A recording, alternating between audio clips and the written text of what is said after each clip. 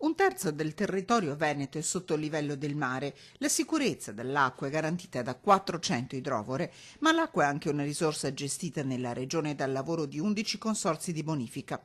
In una delle terre di bonifica al via in queste ore la seconda edizione di Terre Evolute, Festival della Bonifica. Si sta creando e si porta avanti un grandissimo gioco di squadra, indispensabile per poter dare ad un territorio fragile come è sicuramente il Veneto, ma un grande territorio dal punto di vista sia turistico che produttivo, dare quelle opportunità per dare risposte importanti a questo territorio.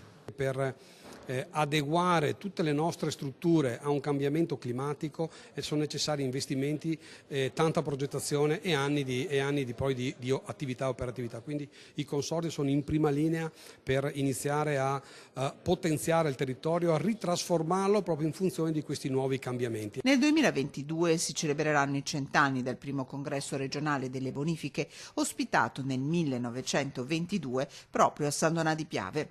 L'edizione 2019 prevede spettacoli di piazza, tavole rotonde, incontri con gli autori, laboratori didattici e poi concerti e eventi gastronomici. Un percorso ideato con l'Università di Padova. Le novità rispetto all'anno scorso sono il grande coinvolgimento degli studenti, dei giovani che ci hanno aiutato nell'organizzare tutte le fasi di questo festival e che saranno presenti e li vedrete tutti con le magliette rosse durante queste giornate del festival.